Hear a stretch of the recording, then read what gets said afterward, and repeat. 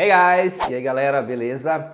Olha só, você trava na hora de falar inglês? Aí você estuda, na hora que tem que falar não consegue, dá aquele branco. Pois é, isso acontece com muita gente e nesse vídeo eu vou te falar por que acontece isso, alguns dos fatores, que levam isso a acontecer e também 3 passos que você deve seguir nos seus estudos para evitar isso, ou melhorar essa situação de você não ter que travar tanto na hora de falar, beleza? Então vamos lá pro vídeo. Olha só, nós vamos abrir algumas vagas para o novo curso completo do Manual do Inglês, numa condição super especial, mas para você saber mais detalhes sobre o curso e como vai funcionar as inscrições nessa condição especial, você precisa estar no nosso grupo VIP do WhatsApp. Então eu vou deixar o link aí na descrição do vídeo, entra lá no grupo, aguarda que nos próximos dias a gente vai passar mais informações do curso e como fazer a matrícula, beleza? Então aproveita aí a oportunidade. Bom, muita gente tem esse problema de travar na hora de falar inglês. A pessoa estuda, se dedica, mas a hora que tem que conversar, ela simplesmente não consegue, dá aquele branco. Mas eu vou te explicar alguns fatores que contribuem para isso e que isso acontece até com nós nativos, falantes nativos do português. Quer ver um exemplo? Imagina que eu chego para você agora, falo para você assim, você tem que dar uma palestra agora sobre um determinado assunto, beleza? É urgente, vai ter que ser, vai ter que acontecer. Aí eu te coloco lá num palco na frente de um monte de gente que você nunca viu.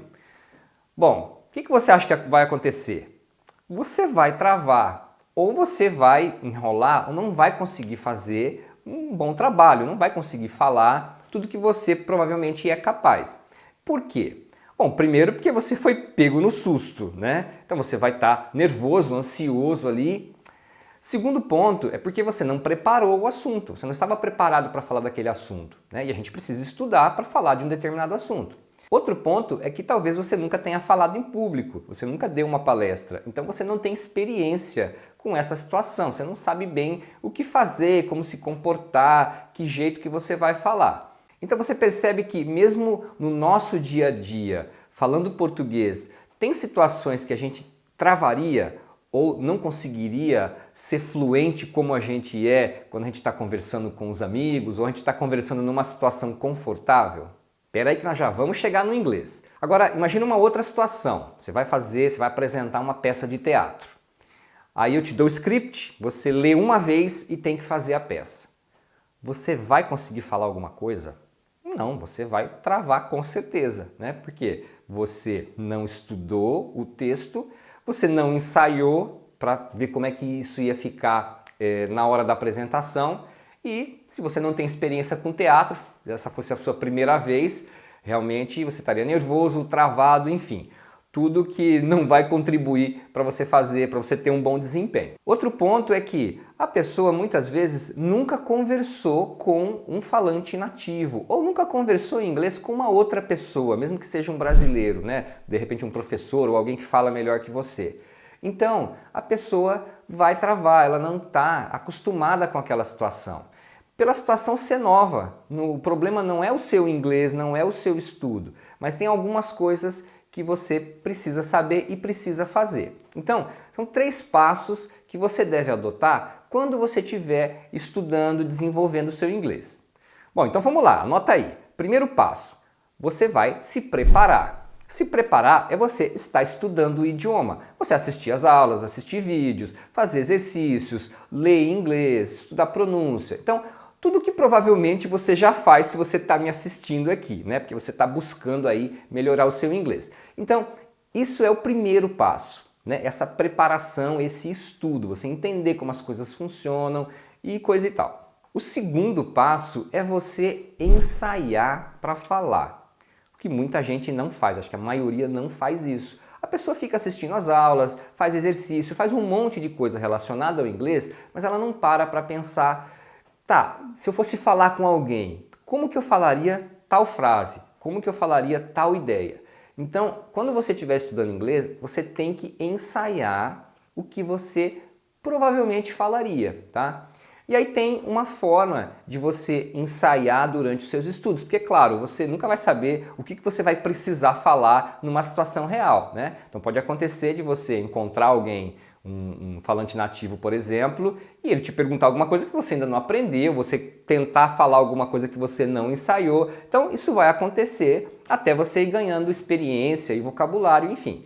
Mas você ensaiar é você saber como falar uma determinada frase e treinar isso, né? E treinar as estruturas. Então eu vou dar um exemplo daqui a pouco para vocês, um exemplo prático para vocês treinarem aí e aplicar em outras estruturas também. Bom, o terceiro passo é você ir para a ação, você executar o que você ensaiou. Então você tentar falar com alguém.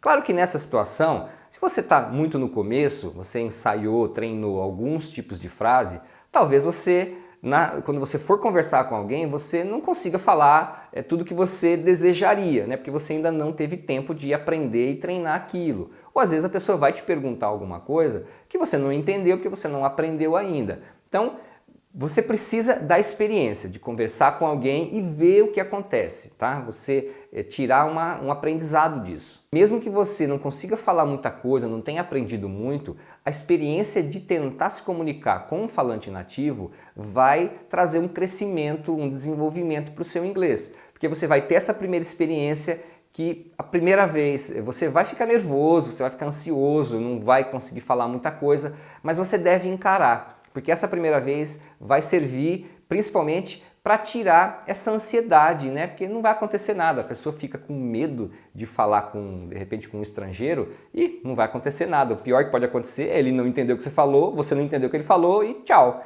beleza? Então você tem que pensar assim para tirar isso, esse peso, né? Que muita gente tem, esse medo de falar com um falante nativo. Eu lembro quando eu estava estudando, eu tinha feito assim, tipo, um semestre de um curso de inglês e eu encontrei um estrangeiro para conversar, né? Encontrei um estrangeiro e falei, vou tentar, né?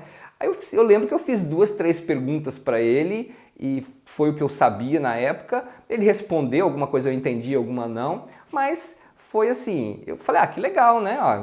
Consegui fazer 2, 3 perguntas, o cara entendeu e beleza, né? Claro que a conversa não progrediu mais, porque eu também não sabia falar mais. Mas isso me deixou mais empolgado, animado de continuar estudando, tá? Então você tem que ter em mente que a primeira vez vai ser ruim, você não vai conseguir falar muita coisa, mas vai ter uma segunda vez, uma terceira vez. Cada vez que você tentar conversar com alguém em inglês, você estudou um pouco mais, treinou um pouco mais e vai conseguindo falar cada vez melhor, beleza? Então é um processo. Não vai acontecer de você ficar na sua casa estudando e um belo dia, quando você encontrar alguém, você sentar e bater aquele papo em inglês do nada, né? Então não vai acontecer assim. É um processo e você precisa ir estudando, treinando e ganhando experiência real, tentando conversar com falantes nativos ou com pessoas que falam inglês. Beleza? Então lembra desses 3 passos. Você tem que se preparar, que é estudar o idioma. Você tem que ensaiar, que é treinar, fazer frases. E o terceiro é ir para a vida real, né? Tentar se comunicar com alguém em inglês. Agora, eu vou dar uma dica mais detalhada sobre o segundo passo, que é ensaiar. Como que você ensaia você falar inglês? Então, você precisa aprender a fazer frases, tá? Então, é importante você focar na estrutura. Como que você expressa uma ideia? Não fica tentando aprender um monte de vocabulário solto, porque você não vai conseguir aplicar isso para falar com alguém, né? Então, você precisa aprender a fazer frases. Então, por exemplo, você aprendeu um tipo de frase, um tipo de estrutura. Vou dar um exemplo bem simples aqui, ó. I like to travel. I like to travel. Eu gosto de viajar. Então você tem que entender como funciona essa frase primeiro. Então, eu gosto é I like. Aliás, I like é eu gosto de, porque esse like já tem esse de embutido, beleza? Então, eu gosto de, I like. Quando você usa um segundo verbo na frase, esse segundo verbo vem no infinitivo, né? Então, o infinitivo é o nome do verbo, viajar, né? Então, nesse formato, ele é chamado de infinitivo e em inglês isso é feito colocando o to antes do verbo. Então, to travel é viajar. Então, por isso que tem esse to aí, para formar o infinitivo do verbo. Então, normalmente, quando for um segundo verbo que você colocar na frase, ele vai ter o to. Beleza, tá vendo? Você entendeu como forma essa frase, por que esses elementos estão aí. Então, você já sabe por que tem esse to e por que não aparece o de que a gente fala em português, né? Porque ele está embutido no like. I like to travel. Beleza. Aí você tem que brincar. de fazer frases nesse modelo, para você pôr na cabeça, assim, internalizar esse molde de frase para expressar esse tipo de ideia. Então, eu gosto de viajar, você já sabe, I like to travel. Aí você quer falar, eu gosto de assistir TV. Então aí você vai aprender assistir e TV. I like to watch TV. Aí, eu gosto de jogar futebol. I like to play soccer. Então aí você vai pensando coisas que você gosta de fazer e vai fazendo a frase, falando em voz alta, tá? É importante você falar em voz alta. É até legal se você puder gravar a sua voz, né, no celular e ouvir depois, isso também ajuda. Então você aprendeu uma frase, você treinou fazer várias frases diferentes, só trocando o vocabulário, mas o padrão da frase se mantém. Legal, então você já aprendeu um tipo de frase. Aí você vai e aprende um outro tipo de frase, né, um outro modelo. Vamos supor que você vai aprender uma frase negativa agora. Então, eu quero falar, eu não tenho dinheiro. Uma frase boa de aprender, né? Então você falaria, I don't have money. I don't have money. Então, eu não tenho dinheiro. Como funciona essa frase? I don't é para você falar frases negativas que estão no presente. Porque se fosse no futuro, no passado, seria diferente. Mas se for no presente, vai ser sempre I don't e o verbo. I don't have. No caso, eu usei o verbo ter, que é have. I don't have money. Eu não tenho dinheiro. E aí você brinca agora de fazer outras frases. Eu poderia dizer que eu não tenho tempo. I don't have time. Eu poderia dizer que eu não tenho um carro. I don't have a car. Eu não tenho uma casa. I don't have a house. E aí você vai trocando o vocabulário por palavras comuns que você usaria com frequência e mantendo a frase I don't have, que você usa para falar que você não tem alguma coisa. Então tá vendo? Você aprende uma estrutura, um modelo de frase, treina com algumas palavras, né, para você memorizar aquele padrão. Então aí você está ensaiando frases que você futuramente pode usar para falar com alguém. E se você já falou várias vezes o mesmo modelo de frase, você provavelmente vai ter mais facilidade em lembrar. Então vai ficar automático. Quando você pensar em falar aquilo, vai vir automaticamente, porque você já falou aquilo várias vezes. É difícil você tentar falar alguma coisa que você nunca falou antes, que você está formando ali na hora. Então aí isso demora. Por isso que você tem que ensaiar antes, fazer o máximo de tipos de frases com vocabulários diferentes, para quando você tiver que falar com alguém e pensar em falar uma determinada frase, aquilo vem mais fácil, porque você já falou aquilo antes. Bom, seguindo aí o processo, depois que você aprende a fazer frases individuais, você pode começar a brincar de juntar essas frases, usando conectores. Então eu poderia falar, por exemplo, eu gosto de viajar, mas eu não tenho dinheiro. Então aí você aprende o conector mas, que é muito útil, né? Porque a gente sempre fala frases com ele.